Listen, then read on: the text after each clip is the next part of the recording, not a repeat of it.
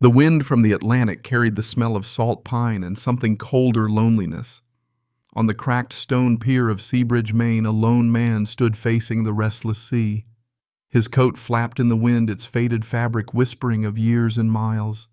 The gray waves stretched into the horizon, trembling under the morning fog, as though reflecting the memories he could never escape. Behind him, the small coastal town lay half asleep under a blanket of mist.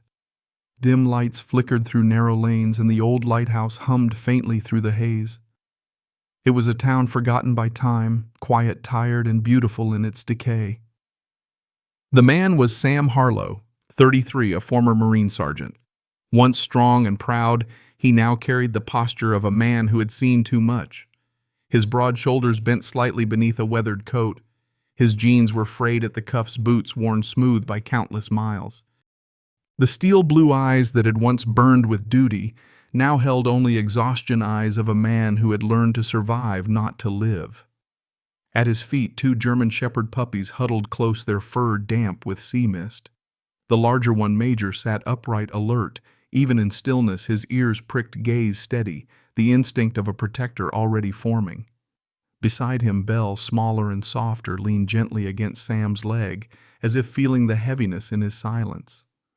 When the wind grew colder, she whimpered softly, nuzzling closer. Sam reached down absently, brushing the damp fur on her back. "Easy, girl," he murmured, voice rough from disuse. They were all that remained of the life he had once known. It had been 8 months since the accident that took Hannah, his wife. A wet highway, a drunk driver, and a moment that fractured his world forever. Since then, Sam had drifted between towns, living on his small pension and odd jobs, never staying long enough to call anywhere home. The two puppies had been Hannah's last gift. She had rescued their mother just before the accident, and after her passing, Sam couldn't bring himself to give them away. They were the only pieces of her he had left, living echoes of warmth in a life gone cold. But even those who meant well grew tired of grief. The fog over Seabridge, Maine, rolled thick that morning, swallowing the narrow street and the sound of the waves beyond.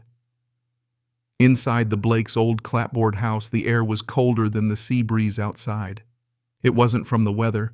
It was from the words hanging in the air, sharp, brittle, final. Sam Harlow stood in the doorway of the small kitchen, his shoulders broad but slumped, a duffel bag clutched loosely in his hand. He looked like a man still half in uniform, even though his coat was worn and his boots scuffed with years of wandering. The smell of coffee lingered untouched, as if the day had started normally before it turned into an ending. At the table sat Elaine Blake, her posture upright, jaw tight, eyes red, not from sadness, but from exhaustion. Across from her stood Richard Blake, arms crossed, face flushed with restrained anger, the kind that comes from grief that has nowhere else to go. The silence broke first by Elaine's voice, sharp, trembling, as if she'd rehearsed it too many times. "Sam, this can't go on. You can't stay here forever. You've done your part, now you need to find your own way." Sam didn't answer. His fingers tightened around the strap of the duffel. Behind him, Major and Belle, the two German shepherd pups, lay curled near the door. At the sound of raised voices, their ears perked up. Major's low growl rumbled like a warning. Belle whimpered softly. Richard's voice followed, louder, firmer. "Elaine's right. You've been here 8 months. You don't work. You don't talk. You barely eat. You just sit there staring at the sea." He took a step closer. "You're not the only one who lost Hannah." Sam's head snapped up, pain flashing across his face. "Don't you dare use her name like that," he said, his voice low, shaking. Elaine flinched, but Richard didn't back down. He pointed toward the two dogs. "And these animals? They bark at every shadow. They chew up the porch. They're nothing but a mess." Major let out a sharp bark, deep and sudden, his way of saying enough. Belle pressed closer to Sam's leg, trembling but defiant. Sam turned, kneeling, to calm them. Hey, it's okay," he whispered, his voice cracking. "They're just scared. Like me." Richard's voice thundered behind him. "Scared? You think fear is an excuse to waste your life in my house?" Major barked again, louder this time, chest puffed, ears flat. Belle followed, barking shrill and anxious, trying to protect the man who had protected them. Richard's patience snapped. He stepped forward and shouted, "Quiet, damn mutts!" Then he kicked. His boot caught Major's side first, then Belle's hind leg as she yelped and stumbled backward. The sound, two small bodies hitting the floorboards, cracked through the room like a gunshot. Sam froze. Then something in him broke. He dropped the duffel, his jaw clenched so tight the veins in his neck stood out. His eyes, once hollow, now burned with something fierce, not rage, but heartbreak, too deep to contain. He moved between the dogs and Richard, his voice low but trembling like a storm barely contained. "Don't you ever touch them again." Richard stepped back, startled. "Sam." But Sam didn't let him finish. "You think I'm the problem," he said. "I lost her too. Every damn night I still hear her laugh in this house, and then it's gone just like she is. And these two—" He gestured toward Major and Belle, who were now pressed tight against his boots. "They're all I have left of her. The only reason I get up every morning." Elaine whispered softly, voice trembling. "Sam, please." But Richard's pride was too wounded. He turned away, muttering, "Pack your things. You and those dogs are out. Today." No one spoke again. Sam knelt to gather the pups. Major whimpered as Sam checked his side, just a bruise. Belle licked Sam's hand, her eyes wide and wet. He packed quickly. 2 shirts, an old photo of Hannah, her sweater folded carefully. When he slung the duffel over his shoulder, his breath came ragged. At the doorway he paused, his voice barely more than a whisper. "You've both lost your daughter. I get that. But somewhere along the way, you lost your hearts too." Then he stepped out into the fog. The door closed behind him with a slow, final thud. No one called after him. The only sound was the echo of his boots on wet pavement and the faint whine of Belle beside him. Major limped slightly but kept pace, ears alert, eyes locked on the road ahead. Sam didn't know where he was going, only that he couldn't look back. As they disappeared down the narrow street, the fog swallowed them whole, leaving nothing but silence. But the gulls overhead cried out, and the old lighthouse blinked once through the mist, as if somewhere in the vastness of grief a small light still refused to go out. The road through Seabridge was empty, save for gulls circling above the harbor.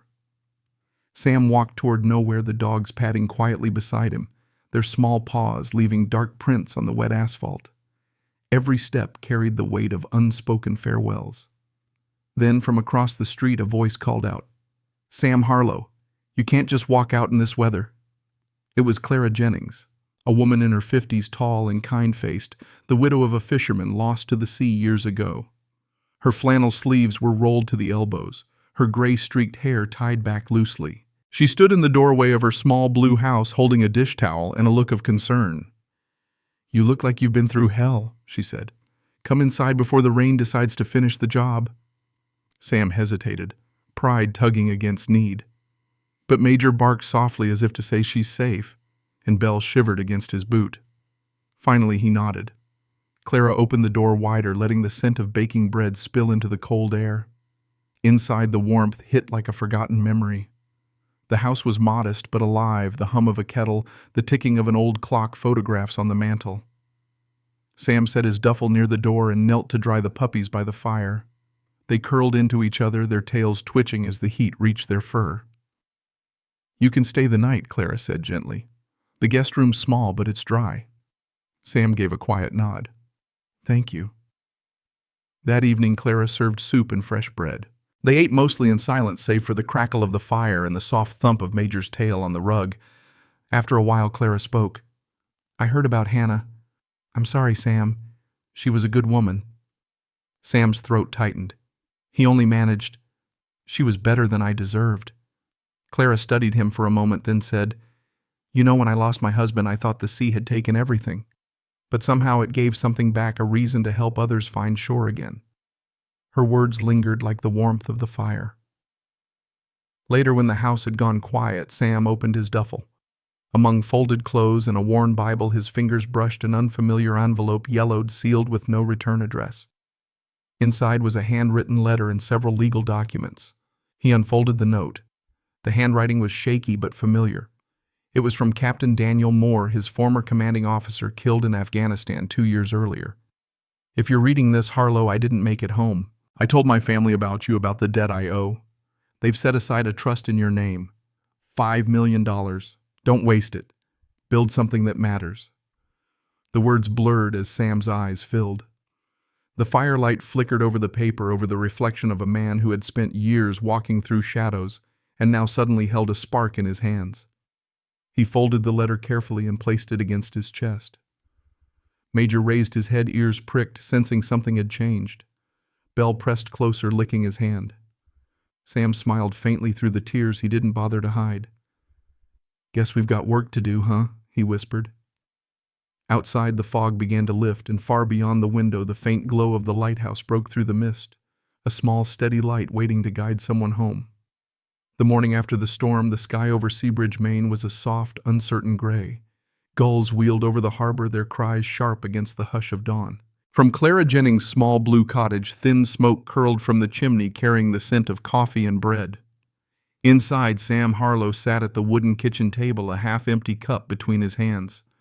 The letter from Captain Daniel Moore lay unfolded beside it. He had read it 3 times before sunrise, and each time the same disbelief returned. $5 million. Not from luck, not from inheritance, but from a man who had died saving him. Major lay near the back door, ears perked, watching the world outside as if standing guard. Belle rested at Sam's feet, her warm body pressed close, offering quiet comfort that needed no words. Clara moved about the kitchen, her steps soft but sure. When she finally spoke, her tone was gentle. "So, what will you do with it?" "Sam?" Sam didn't look up.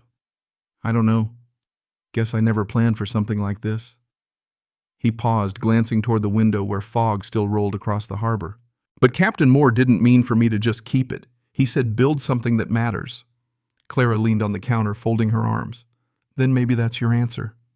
Later that afternoon, Sam walked down Seabridge's narrow Main Street. It was a quiet strip lined with weathered shops, a bakery, a tackle store, a barber with fading red and white stripes out front. Locals nodded as he passed, their curiosity polite but distant.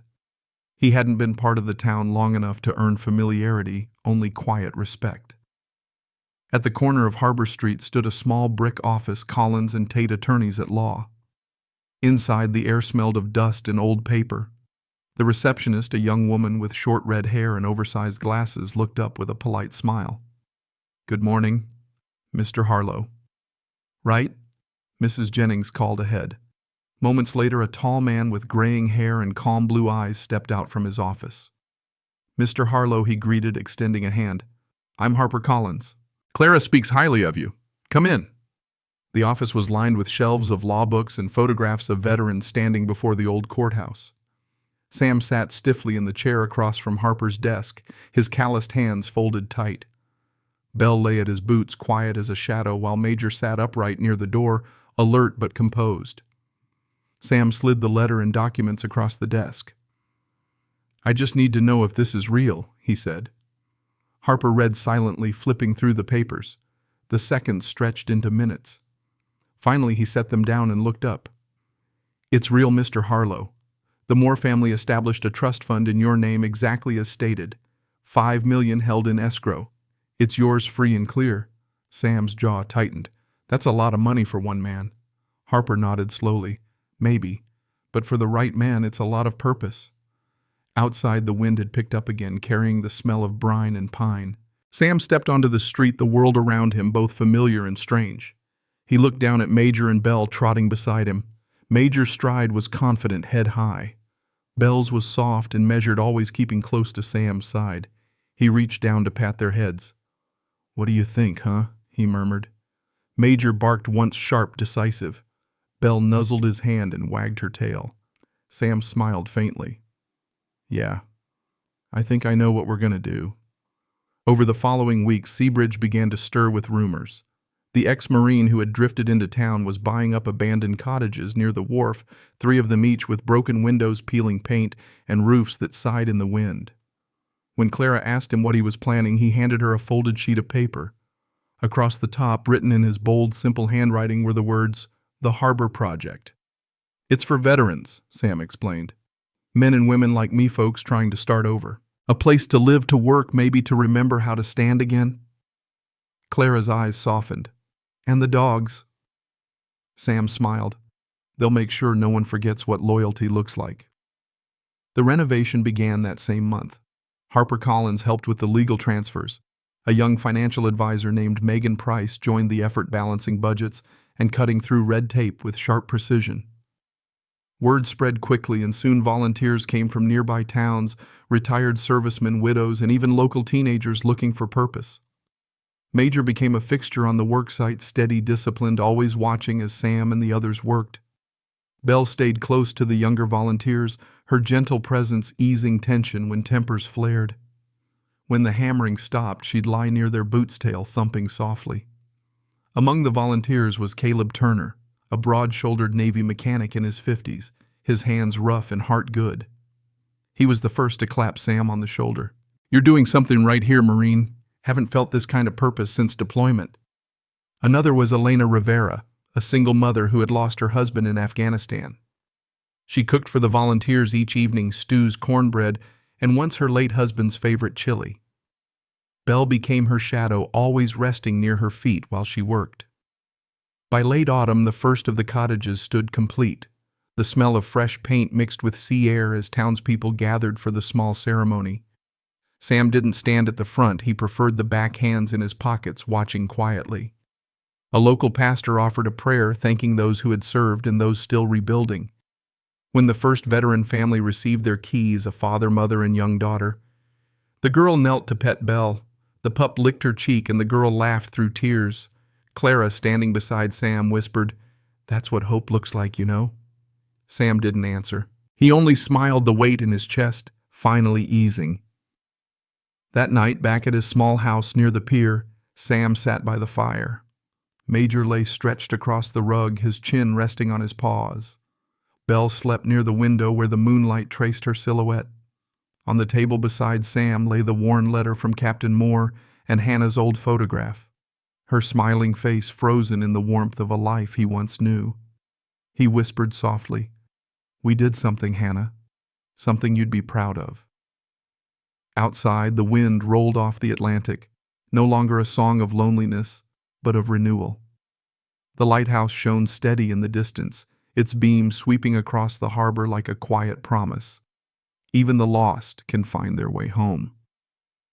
Autumn had come to Seabridge, Maine, carrying with it the scent of wet leaves, salt, and distant rain. The town moved slower this time of year. The tourists were gone, boats moored silent in the harbor, and the old lighthouse blinked steadily through the fog.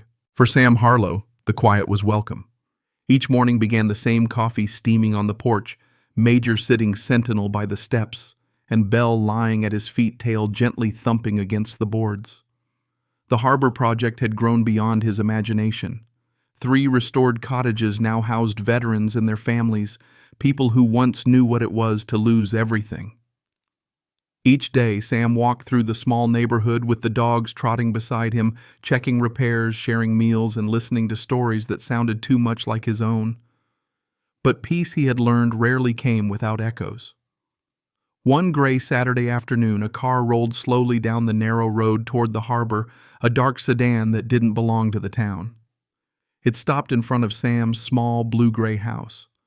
From it stepped Richard and Elaine Blake, Hannah's parents. Time had not been kind. Richard's once imposing frame had stooped, his hair now fully white. Elaine, once proud and rigid, looked smaller, her eyes ringed with fatigue. Their clothes were neat but worn, city people trying to hold together appearances while everything else fell apart. Sam froze on the porch, a hammer still in his hand. Major stood immediately, muscles tensing, his low growl vibrating in the air. Belle pressed close to Sam's leg, watching quietly, sensing his unease. Sam Richard began, his voice rough, uncertain. We wanted to see you." Elaine clasped her purse tightly, her tone softer but rehearsed. "We heard about what you've built here for the veterans, for the town. It's beautiful." Sam said nothing. His grip tightened on the hammer before he set it down slowly. "What do you want?" Elaine hesitated, her lips trembling. "We've fallen on hard times. The store in Portland went under. The bank took the house. We don't have anywhere left to go." Richard's jaw clenched. Pride still lingered, but behind it was fear. He forced the words out. "We need help, Sam. The air between them turned heavy. Sam looked from one to the other, memories flashing: the slammed door, the cold words the night he'd left with only 2 pups in a duffel bag. Major stood silent beside him, his amber eyes sharp as if guarding not just his master, but old wounds. Belle whined softly, resting her muzzle on Sam's boot, grounding him. Finally, Sam spoke, quiet even. "You turned me away when I had nowhere to go. You called them a burden." He nodded toward Major and Belle. "Now you're standing where I was." Elaine's eyes filled. "You're right. We were cruel. I was angry at losing Hannah. I needed someone to blame. You were there." Her voice cracked. "Please, let us make it right." Sam studied them a long moment. The old Marine discipline in him fought with something softer. The echo of Hannah's last words whispered from a hospital bed years ago. "Don't let bitterness kill your kindness." He sighed, stepping off the porch. "You'll have a roof," he said, "but it comes with conditions." Elaine's head lifted in fragile hope. "You'll stay in one of the harbor cottages," Sam continued, "but you'll work, both of you. Full days, same as the others. You'll earn your place same way I did." Richard's face reddened. "You expect me to hammer nails and sweep floors?" Like Major's growl cut him off deep and low. Sam's voice stayed calm. "Yes, like the rest of us." For a long moment, Richard said nothing. Then his shoulders slumped. "All right," he muttered, "if that's the deal." Belle patted forward, brushing against Elaine's leg. The woman flinched, then reached down, trembling hand meeting soft fur. The touch broke something inside her. Tears came silently. "Thank you, Sam," she whispered. That night, as rain began to fall, Sam stood by the window, watching headlights disappear into the fog. Major lay by the door, still alert. Belle curled beside the fire. Sam murmured half to himself, "Maybe this is what she'd want, Hannah. Maybe this is how it heals." The following weeks were a quiet test of pride and endurance. Richard began in the workshop, his first attempts at carpentry: disastrous bent nails, uneven cuts, curses swallowed behind gritted teeth. Major shadowed him constantly, watching every move like an unyielding drill sergeant. Each time, Richard muttered, "You again." Major simply stared until he picked the hammer back up. Belle spent her days in the kitchen with Elaine, who had volunteered to cook for the workers. At first, everything burned or fell apart, but Belle never left her side. When Elaine trembled with frustration, Belle would rest her head against her thigh, eyes patient, forgiving. Gradually, the meals improved, then became something everyone looked forward to. The volunteers noticed the change before Sam did. Richard's temper softened. Elaine began to smile again, small, uncertain smiles that didn't quite reach her eyes but were real. One late afternoon, Sam returned from a supply run to find Richard repainting one of the cottages, carefully, steadily humming to himself. Major sat beside him, tail sweeping the ground. "You missed a spot," Sam said. Richard glanced over his shoulder, lips twitching. "Then grab a brush, Marine." It wasn't an apology, not directly, but it was something better: respect. Later that night, Elaine baked her first perfect loaf of bread. She carried it to Sam's house, awkwardly holding the warm pan. Belle greeted her at the door, tail wagging. "I used Hannah's old recipe," Elaine said softly. "I thought maybe you'd want it." Sam took it carefully, the scent of rosemary and butter filling the room.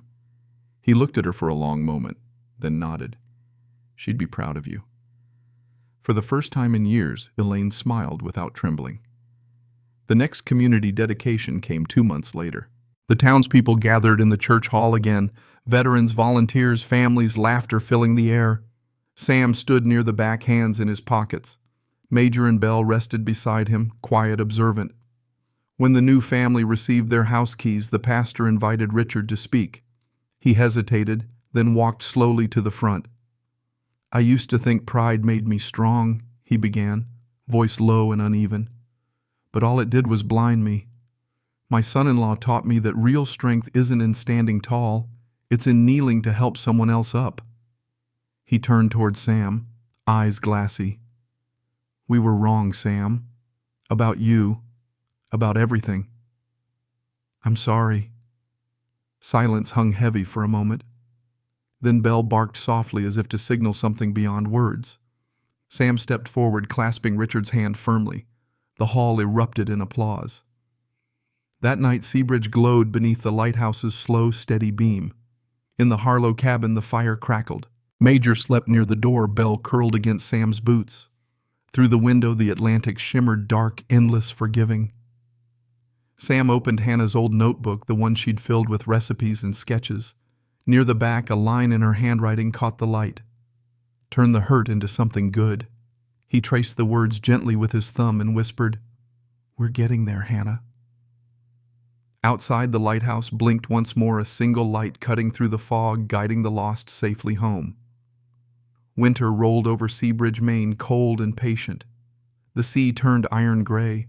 The gulls flew low against the wind, and the lighthouse, once merely background, became the town's quiet heartbeat again. Each evening, its beam swept across the dark Atlantic, slow and deliberate, touching the rooftops, the docks, and finally the weathered house where Sam Harlow lived with Major and Belle. Inside, the fire glowed. Sam sat at his workbench, blueprints scattered around him, plans for new cottages, a small community center, and a therapy wing for veterans struggling with trauma. He traced each line carefully with a pencil, his handwriting rough but steady. Major lay by the door, his ears flicking with every distant sound. Belle slept near the hearth paws, twitching in dreams. The peace in that small room was the kind of silence only those who had known war could truly appreciate. A knock came at the door. When Sam opened it, Clara Jennings stood there, bundled in a wool coat, her cheeks pink from the cold. "I figured you'd still be working," she said, holding up a basket. "Dinner. You'll forget to eat if someone doesn't remind you." Sam smiled faintly. "You're not wrong." He took the basket, fresh bread and fish chowder still warm. Clara stepped inside, brushing snow from her shoulders. "You've got the whole town talking, Sam.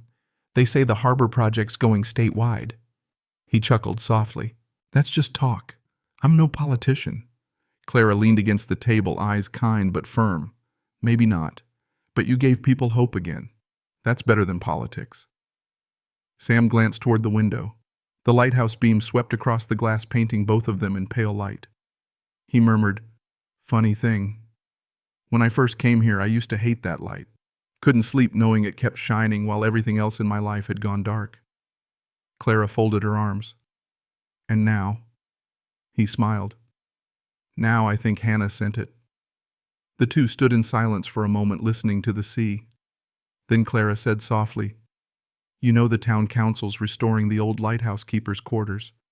They were asking for someone to oversee it. Maybe it's time you moved a little closer to the light."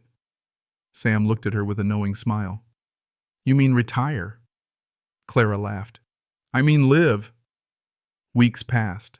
Snow thickened, blanketing the roofs and quieting the streets. Sam began visiting the lighthouse every morning, Major trotting proudly beside him, and Belle bounding through the drifts like a shadow of joy. The path wound along the cliffs where the Atlantic roared below. Each step felt like a walk through memory. Hannah's laughter, Captain Moore's letter, the faces of the veterans who had found home again through the project. At the top of the hill, the lighthouse stood tall against the wind, its stone walls streaked with salt and age. Sam rested his hand on its cold railing, looking out toward the horizon. "It's funny," he murmured, "how something that just stands still can still guide people home." Major sat beside him, ears high, scanning the waves, as though guarding the horizon itself. Belle leaned against Sam's leg, her soft brown eyes following the gulls. By spring, the harbor project had expanded. 2 more cottages were underway, funded through partnerships with nearby towns. Veterans from across Maine arrived to volunteer: carpenters, widows, medics, even one young man who had lost his leg in Kandahar, but came to teach woodwork to children. Sam worked beside them every day, hammer in hand, no longer haunted by the past, but driven by purpose. When asked about leadership, he always said the same thing: "I'm just keeping the light on." Richard and Elaine Blake remained in Seabridge too. Richard had become one of the project's most dependable workers, known for his steady hand and new humility. Elaine ran the kitchen at the community hall, with Belle never far from her side. It wasn't redemption by words, but by work, day after day, hour after hour. one quiet evening as the sun slipped behind the ocean. Sam sat on the lighthouse steps with Clara beside him. Below, the cottages of the harbor project glowed with warm light. Laughter drifted on the breeze, veterans, families, children all gathered for supper. "Do you ever think she sees this?" Clara asked softly. Sam smiled, faintly, eyes on the horizon. "I think she's the reason it all exists." He reached into his coat pocket and pulled out Hannah's old notebook. It was worn edges, curled pages, soft from years of handling. He opened it to the last line she had written, "Turn the hurt into something good." He closed it and whispered, "We did, Hannah. We really did." As the lightkeeper turned the lamp that night, the beacon swept over Seabridge once more, illuminating the harbor, the cottages, and the small figure of a Marine sitting with his 2 loyal dogs. Major lifted his head, watching the beam arc across the sea. Belle pressed close to Sam's knee, her tail flicking once in quiet contentment. Somewhere out in the fog, a ship's horn echoed low, distant but steady. And as the light turned again, it caught Sam's face just long enough to reveal a smile that reached all the way to his eyes. He had finally come home. Years passed quietly in Seabridge, Maine, the little harbor town that the world had mostly forgotten, until one man reminded it how to care again. The winters grew gentler, the summers longer. Children who once played near the pier now worked as builders and teachers in the cottages that bore the name the Harbor Project. The old lighthouse still stood on the cliff, its white paint weathered by salt and time. Each night the beacon turned slow, steady, faithful, cutting through fog, as if searching for souls still lost at sea. And though most of the town had changed, one thing remained the same: the small wooden cabin by the edge of the dunes where Sam Harlow had once lived. Sam had passed quietly one spring morning, the same way he had lived his final years, peacefully, without complaint. Clara Jennings had found him in his chair by the window, the sea breeze stirring the old blue curtains. The coffee on the table had gone cold, but a faint smile rested on his face. Major lay beside him, head on Sam's boot. Belle sat near the window, watching the lighthouse beam sweep across the horizon. It was as if the light itself had come to take him home. The town mourned, but not with despair. They buried him on the bluff overlooking the sea beneath the lighthouse he had tended. The headstone was simple: Sam Harlow, Marine, builder, keeper of light, turned the hurt into something good. After his passing, Major and Belle refused to leave the site. For weeks they slept at the foot of the grave, guarding it through rain and wind. Fishermen said that at dusk you could see 2 shapes silhouetted against the beam of the lighthouse, one sitting proud and still, the other curled beside it like a shadow of devotion. Clara tried to bring them home more than once, but they always returned to the hill by nightfall. Eventually she stopped trying. "They know where they belong," she whispered. One stormy night that following autumn, lightning rolled across the Atlantic. The wind howled through Seabridge, rattling windows and shaking the old harbor docks. Many feared the lighthouse would lose power, but when the storm cleared, its light still shone bright, unwavering. At dawn, townspeople climbed the bluff. The keeper's cabin door was ajar, and on the steps sat Major and Belle, soaked but unharmed. Inside, the generator had been restarted, the lever pulled, the light burning steady again. No human hand had done it. But in the logbook, a single new line was written in Sam's old handwriting: "Always keep the light on." From that day on, the townsfolk began calling the dogs the keepers. They lived near the lighthouse, watched over by volunteers and visitors from far beyond Maine. Every spring, schoolchildren would hike the cliff to feed them treats, leaving small stones or seashells on Sam's grave as tokens of thanks. And in time, when the Harbor Project expanded across the state, the organization adopted a new symbol: 2 silhouettes, one tall, one small, sitting beneath a lighthouse beam. The motto beneath read simply, "Always keep the light on." Clara Jennings, now older and slower, often visited the bluff with a cane in hand. She'd sit near the dogs, who never strayed far from the grave, and talk softly to the wind. "Sam, you did it," she'd whisper. "You turned the hurt into something good." And when the sun dipped below the horizon, Major would lift his head, and Belle would rest her muzzle on Clara's knee. The lighthouse beam would sweep once more across the sea, calm, bright, endless. It was said that on clear nights, sailors far offshore could sometimes see two faint figures standing beside the lighthouse, silhouetted by the glow, a man and his dogs watching over the harbor that had finally found peace.